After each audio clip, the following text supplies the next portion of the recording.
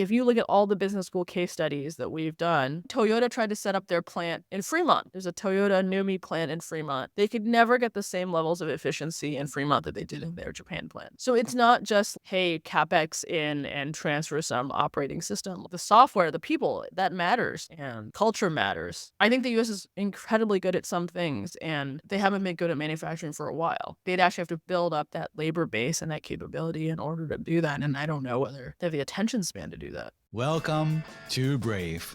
Learn from Southeast Asia's best tech leaders. Build the future, learn from our past, and stay human in between. No BS on success. I'm Jeremy Au, venture capitalist, serial founder, Harvard MBA, science fiction nerd, and dad of 2 daughters. Every week, we debate startup news, interview changemakers, answer listener questions, and share personal insights. Join our movement of over 40,000 members and get transcripts, resources, and community at www.bravesea.com. Stay well and stay brave. Morning, Shiyan. Morning, Jeremy.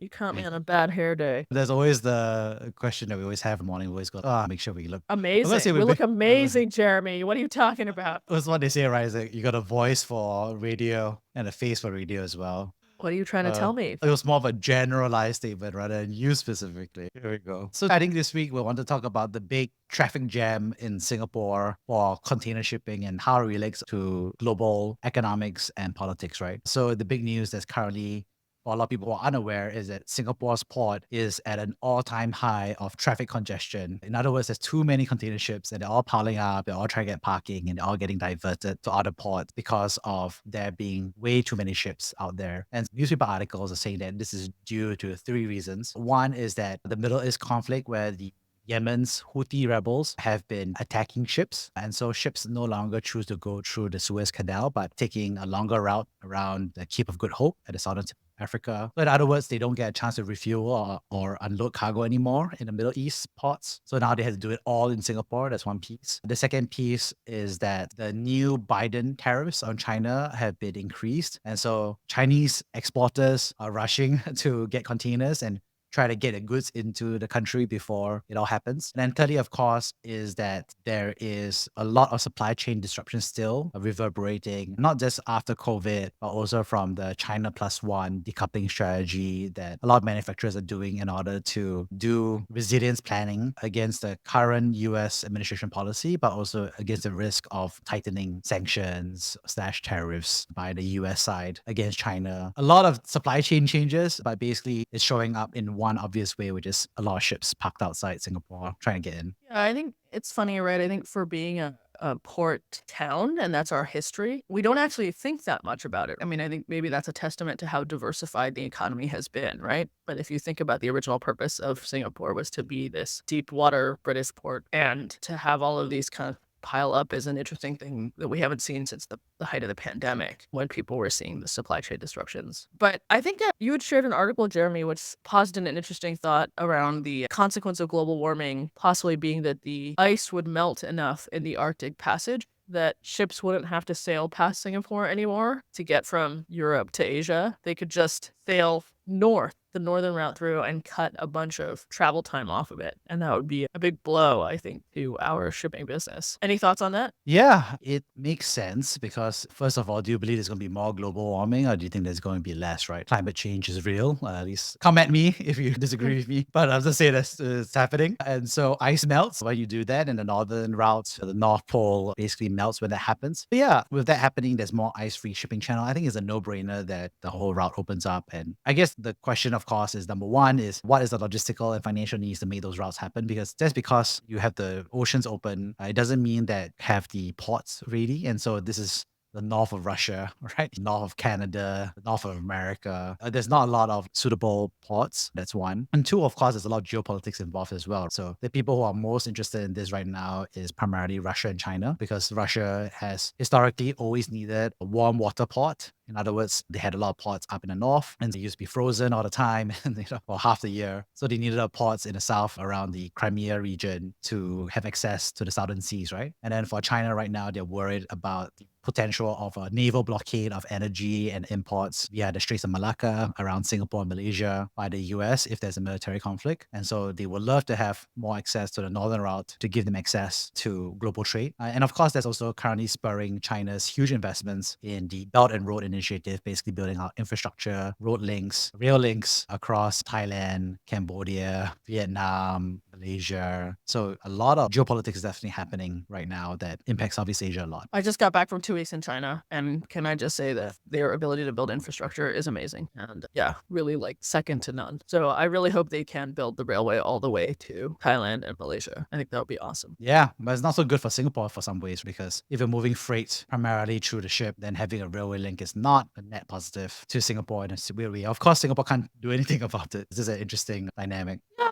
But maybe, I don't know, maybe you also build more clusters of businesses around the rail line that can exist without a port. I mean, I feel like we want our neighbors to thrive, right? A good neighborhood to live in, I think, is beneficial for us. And so to the extent that Malaysia and Thailand can thrive and continue to build on this sort of China plus one strategy, I think it's like good for us and our positioning as a services hub, right? We're not going to win that manufacturing business, but we'll be capital providers, we'll be the marketplaces, we'll be the lawyers, the accountants, all those things. I think that that's also part of our play. Yeah, I mean, I don't think it's a net negative. It's just that everything has its positives and negatives, right? And it also depends whether, from Singapore's perspective, are you like a dove or a hawk in that sense? There's always that two double angle prism, which is economic growth. Everybody can share and grow the pie, and then obviously there's more of a security aspect, which is protecting your slice of the pie as it stands today. I mean, I'm an early stage VC. I'm a grow the pie person. No, it's true, right? And I always aligned with you about that, right? I mean, if you run a podcast and you're chatting about what's happening in the market, you want to grow the pie together versus if you're a hawk, it's all about secrets, proprietary information. You wouldn't want to discuss about a lot of this stuff publicly or share it to other people as well. So talking about doves and hawks from Southeast Asia, I think everybody is busy maneuvering right now because everybody's waiting for the outcome of the November elections, right? So there's Trump versus Biden. The betting markets have Biden at around 50%, Trump 50%. I think the Economist forecast puts Trump at 70% and Biden at 30% of winning this election. So a lot of things, moves and counter moves are being made, I think, based on this calculation. I can't. You're giving me PTSD. I left in the middle of the first Trump presidency. I can't contemplate a second one. I mean, I think it's an interesting thing, which is like his appeal definitely represents something about the American system. I think he really speaks to this idea that, hey, the system isn't working for us. And when he says things like, oh, it's rigged and I'm going to fix it and all these sorts of things, I think it appeals to people who want to like topple the apple cart. They want to flip the table, right? Max variance. And I think it's like a weird feature that a lot of people don't actually think a lot about all the systems and levers of government. I think in a sense, they're probably right in that a lot of the mechanisms of government are not working for them the way it should be. So whether that's regulatory capture by lobbyists or extremists pushing single issues through state legislatures, whether it's abortion or lack of gun control, I think that very real sense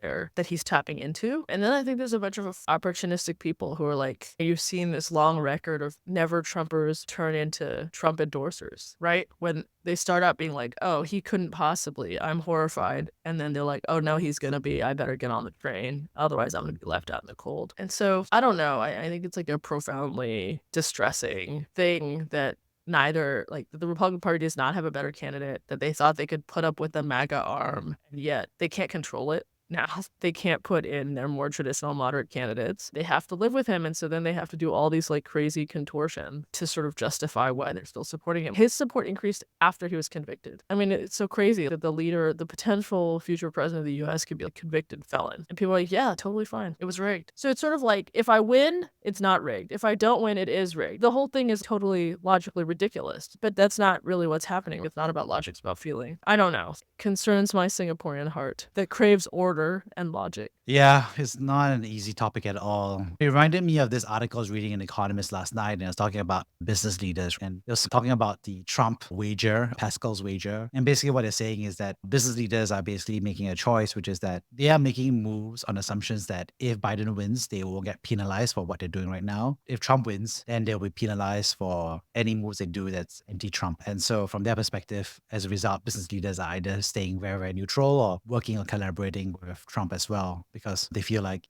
it's asymmetric in terms of the incentives and outcomes for it, as well as the fact that they're reading the forecast and they see that a Trump victory is more likely as of today from their perspective. So I think it's an interesting schema as well. And I think we just saw that, for example, in the All In podcast, which was, they just did an hour with Trump as well. And then they did a debrief afterwards. And I thought it was just quite interesting that they had like a very to and fro kind of discussion about tech and politics. But definitely it represented like a concerted effort by Trump to engage with the Silicon Valley, generally libertarian crowd as well. So it's just interesting to see that happen. I salute you for listening to it. Thank you for your service. It's actually, it was easy listening in that sense because I think the podcast folks have a rapport. David Sachs, obviously, and is positive for the Republicans from their perspective and his personal stance. And then you have Chamath, obviously, who's a little bit more focused on, I say, some of the economic aspects about it. Jason Calacanis is that Jason is a Democrat. And I think Friedberg's a little bit more neutral as well. So I thought it was I think the rapport of the podcast that they already had, plus Trump has always been a star in getting all the media and press attention, right? I mean, the news media stocks were at all-time high under Trump because everybody kept tuning in during that time period. I don't know, Jeremy. If there's going to be a Singapore election, are we going to have some politicians on the pod? Will we discuss technology policy with them? I think,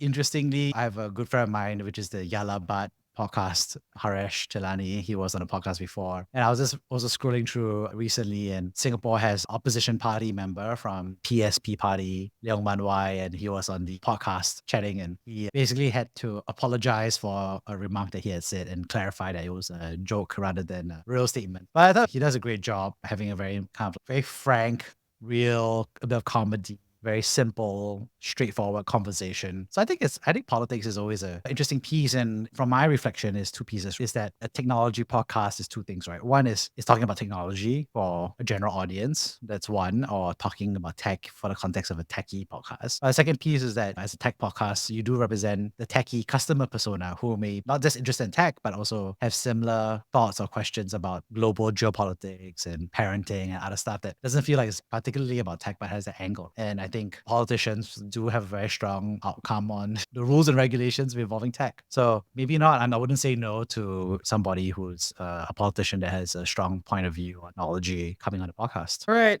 let's do it. Let's invite them all. Let's invite them. Ask them about their views on AI and jobs and the impact to Singaporeans. Yeah, no, it's a big one. But yeah, I think the Trump one would definitely be a big shift. I mean, one thing that I do think about quite a bit is that Trump has promised that if he comes into office, he wants to put a 10% tariff on all global imports into the US. He wants to put a 60% import tariff on China, which is, I think, a dramatic, huge, because it's not just the fact that those tariffs are off the scale in terms of how strong they are. It's just that, of course, there would be retaliation, tariffs by European Union, by China, for example. So it is really like a reversal of the globalization, kind of like, let's lower tariffs. Let's support the WTO, the World Trade Organization. Let's do more free trade agreements. I think definitely seeing. So I think there's something that's, I would say, underappreciated, underpriced from my perspective, which is that, let's say, the two-third chance that Trump wins, then let's just say there's a 50% chance that Trump does carry out his electoral promises. And I think Trump has been shown that he does actually articulate what he wants to do, and he does work to execute them as well. So let's just say there's a 50% chance he executes it. That means that as of today, I think there's a one-third chance of huge tariff changes effectively in Q1 of 2025. And I think that's a little bit underpriced for a lot of the startups in Southeast Asia, if you think about it. Because let's just say if you're doing shipping and logistics, maybe you're not impacted directly per se, but you could be impacted, like tariffs could change the flow of traffic. I think if you're a Chinese citizen working in America right now, or you are a Chinese startup founder that has a Chinese business unit in America, then you got to do your business continuity planning as well.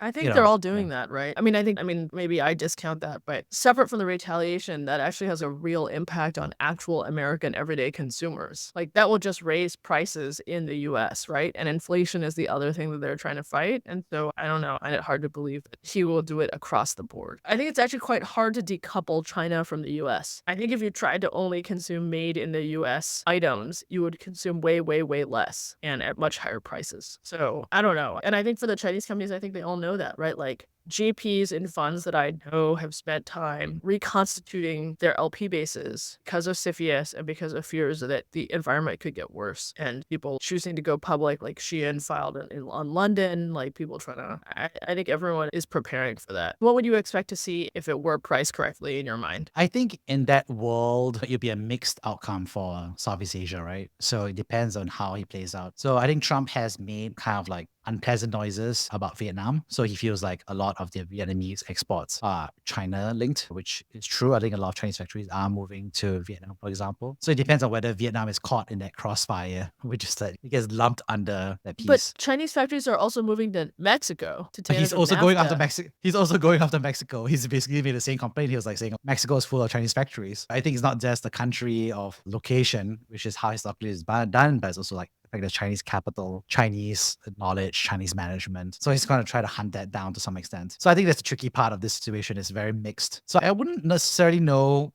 who benefits in Southeast Asia, but I just think that it was priced correctly. I think first of all, I would say that a lot of the capital inflows to Southeast Asia has been twofold, right? One is we believe that Southeast Asia is a great place to grow. That's one, because of economic fundamentals.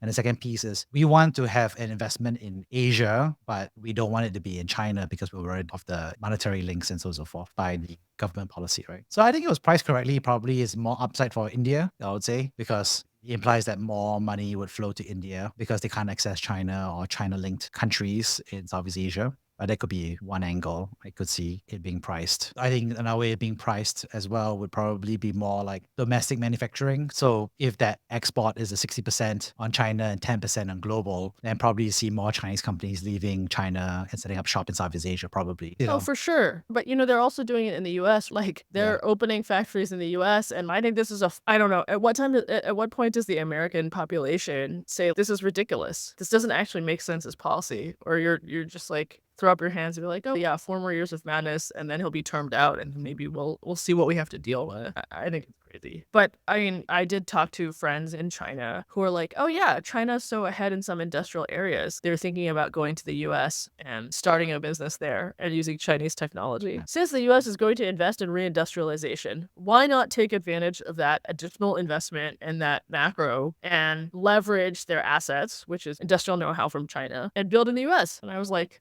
that is A, hilarious, and B, American's nightmare. Some people on that side of the argument would argue that that's a desired goal, right? Which is that it'll create American jobs. I think the net on the first round of Trump tariffs is that it did not create American jobs. Remember the Trump carrier factory photo op where he's, oh, I'm going to stop the closure of this plant? It didn't. It actually imposed a higher cost on American consumers for their air cons and their like dishwashers or washing machines or whatever the case was. I think this is like an interesting, if you look at all the business school case studies that we've done, Toyota tried to set up their plant in Fremont. There's a Toyota Numi plant in Fremont. They could never get the same levels of efficiency in Fremont that they did in their Japan plant. So it's not just, hey, CapEx in and transfer some operating system. The software, the people, that matters, and culture matters. I think the US is incredibly good at some things, and I don't know whether they haven't been good at manufacturing for a while. They'd actually have to build up that labor base and that capability in order to do that, and I don't know whether they have the attention span to do that. Well, there's the argument, right? The argument that they have is that they do have the patience that we've got to squeeze out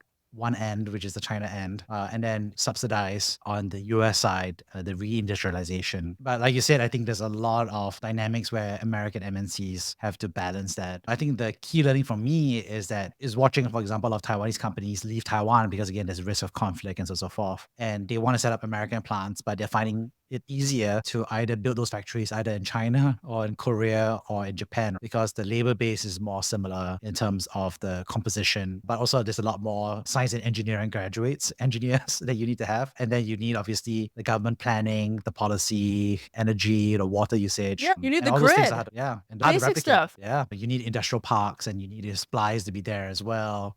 So there's agglomeration of the entire supply chain that makes it easy for you to have the nuts and bolts and power technician to come in at 3 a.m. in the morning because something went wrong. Those are hard things to move, not just a single company, but also the whole hub, right? So yeah, if I was pricing it, maybe you can +1 to Korea, Japan, perhaps, in terms of more manufacturing moving to them, I would say, because I can imagine a Chinese company moving to Korea, Japan, or Vietnam and Cambodia, depending on where they are in the technology stack. I think Vietnam has grid issues as well, and I think they're trying to work to resolve that. Yeah. I think last year they had brownouts, and this time around they haven't reached a power cut level, but imagine like they've been sending letters to the manufacturers saying, hey, can you cut power usage by 20%? And then obviously as a manufacturer, you're like, wait a moment, if I'm getting a letter to please reduce my power usage by 20%, I don't want to put in a new factory because the last thing I want is a power cut. And of course, the way Vietnam is solving it right now is basically at an all-time high burning coal because there's coal imports, they have coal plants that's running. So they're at an all-time high using coal to make up for the energy, which makes sense if you look at it because they're going after manufacturing first industrial plan, right? Yeah, we live in interesting times. Yeah, I think supply chain managers is having a very interesting time for the past. You had COVID, obviously. And then before that, you had the Trump tariffs as well. And then after that, now you have the Middle East conflict and the closing of a whole shipping route. And then now you have this electoral dynamic. I think supply chain management has been a very complex job, I would say. So maybe I know I've definitely included this as part of their pitches. And I've been, because, hey, you have a container ship and then you keep having random stuff happening. Is your container going to arrive in 20 days or like 100 days, right? I think data security as well is another one and investment flows. So obviously we see a whole bunch of VC funds all like fragment in order to accommodate the decoupling side. So I wonder if there's more of that going to happen. That's one. And then two is information flows, right? So maybe data security, cloud, like sovereignty. So is there going to be more fragmentation of cloud services? Maybe that's more difficult or better for AWS. I don't know. But you can imagine that if you're a startup that's combining doing AI training on different nationalities as your customer profile, there could be another angle that could happen if we were doing and seeing more decoupling. Yeah, I mean, I think just even more than before, right? You're just going to have to pick your markets more carefully. I think we need something uplifting, Jeremy. Let's end on something positive. Okay, how about our kids? It should be better. I think there's a march of progress, right? Technology is getting better. Productivity is still getting better. People are still entrepreneurial. Maybe in the short term, it's all painful, but over the course of, say, 30 years, all our kids grow up Generation Alpha, Generation AI native as well. Maybe they'll be in a better world. I hope so. We have to do an episode on climate change. It's real. And then it just ends after 30 seconds of us saying that it's real. It's real. What can we do? That's the whole episode. And then the last sentence is like, what do we do about it? And then the podcast ends. Nuclear, solar. I think things will get better over the course of 30 years. I mean, I hope so, right? Yeah. I was just imagining I'll be like, remind me in 30 years, outcome of this prediction. And then flash forward 30 years and then Shiyan and Jeremy listening to walking around this nuclear wasteland with our old AirPods Pro 2. And we're listening to this podcast and like, dang it, Jeremy, you got it so wrong. If it's a nuclear wasteland, we're not strolling around. Okay. We're in a bunker somewhere. And then you curse us where I be. It's like you jinxed it, Jeremy. I think it would be a better world. I'll say that. I think it would be a better world in 30 years. I'll put my hand up for that. I mean, that's a bet on human ingenuity, right? That people are going to pull it together. Yeah. That's going to happen for a few more years. Like whatever this is. And then that will happen for another X number of years. And then you kind of like, it's like yin and yang, ups and downs. Now you're just No, I this do will believe happen it. and then that'll happen and yeah, it'll be fine. It's like Jeremy became a Taoist, basically. Global geopolitics. Yeah. Cool. Okay. All right. See you around for next time around, Shiyan. Take it easy. Thank you for listening to Brave. If you enjoyed this episode, please share the podcast with your friends and colleagues. We would also appreciate you leaving a rating or review. Head over to www.bravesea.com for member content, resources, and community. Stay well and stay brave.